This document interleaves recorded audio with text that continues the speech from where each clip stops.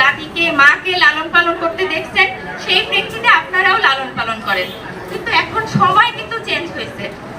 সেই 20 বছর আগের আর এখনকার লালন পালনের পদ্ধতি, লালন পালন যেই আমরা আগে যেই জাতের গরু লালন পালন করতাম, এখন কিন্তু সেই জাতগুলো অনেক উন্নত হয়েছে এবং আগে যে আমাদের প্রোডাকশন ছিল সেই তুলনায় এখন আমাদের প্রোডাকশনও অনেক বেশি।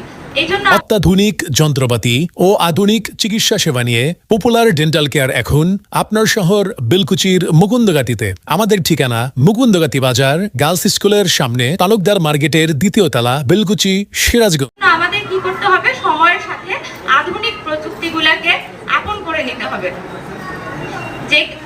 এবং এই যে আপনারা আধুনিক প্রযুক্তিগুলোর ছোঁয়া পাবেন, এই ছোঁয়া পাওয়ার জন্যই কিন্তু এরকম বিভিন্ন সেমিনার বলেন, ট্রেনিং বলেন, এগুলোর আয়োজন কিন্তু এই জন্যই করা হয়। তাই না কি? যাই হোক, আপনাদের উদ্দেশ্যে আমার দুটি কথা। সেটা হলো, এই যে আমি এখানে আসছি, এনাদের সাথে আমার একটা পরিচিত পর্ব ছিল এবং আমার সৌভাগ্য বলা যায়। আমিও জানতাম না যে গরুর কিছু কিছু লালন পালন করতে অনেক বিধিনিষেধ বা কিছু কিছু খাবার বা শিশুর পশু আপনার গবাদি পশু বা আপনাদের খামারের যে পশুপালন করেন তার জন্য যে উন্নত খাদ্য বা সিস্টেম দিতে হয়, সেটা হলো যে কৃমির ওষুধ 3 মাস পর পর দিতে হয়। আমার জানা ছিল না যে আসলে গাভীকে 3 মাস পর পর দেওয়া লাগে। আমরা জানতাম যে আমরা মানুষের কমপক্ষে 6 মাস পর পর একবার করে ডোজ দিই আমরা।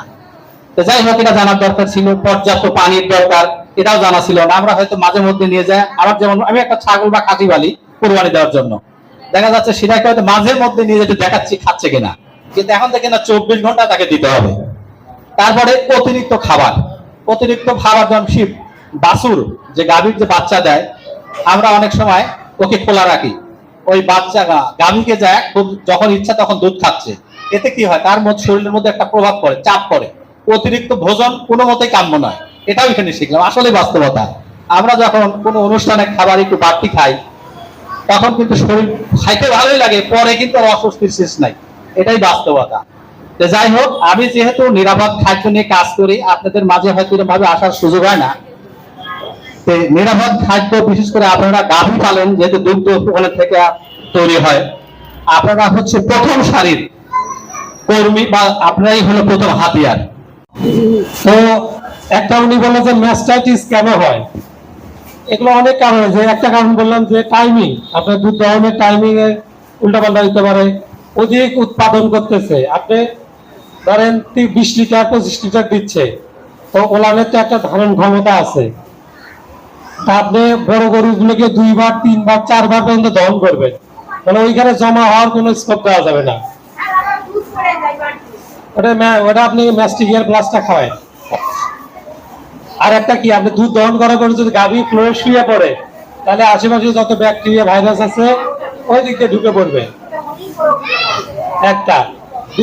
তারপরে আপনার যে গোয়ালারা দুধ দহন করতেছে, সে 10টা বাড়িতে দহন করতেছে, তার হাতে 10টার মধ্যে যদি 2টা জীবাণু মানে আক্রান্ত হয় ম্যাস্টাইটিস, তাহলে তার হাতে তো জীবাণুটা থাকবে। সে এসে যখন আপনার গাভীর ওলান ধরবে, ওই জীবাণুটা ওইদিকে ট্রান্সমিট হয়ে যাবে। কারণ বলা হয়েছে জার্মস আর ইউবিকুইটাস, মানে পৃথিবীর সবখানেই জীবাণু আছে। আমার হাত পা, আমাদের নাকের মধ্যে, আমাদের পেটে, সব জায়গাতেই জীবাণু আছে। যখন জীবাণুর লোড বেড়ে যায়, মানে অসুখ করার জন্য যতটুকু দরকার তার বেড়ে গেলে, তখনই অসুখ হবে। তারপর দুধ দহন করার আগে অবশ্যই টিটটা মানে ওলান ভাগগুলো পরিষ্কার করে নেবেন। আর দুধ ওই ডেলিভারি হওয়ার সাথে সাথে আপনারা কয়েকদিন ম্যাস্টিকিয়ার প্লাস খাওয়াবেন, তাতে প্রিভেনশন হয়ে যাবে। ওর মধ্যে যদি সোমাটিক সেল কাউন্ট বা ওর মধ্যে জীবাণু যদি থাকেও, ওইটা মরে যাবে।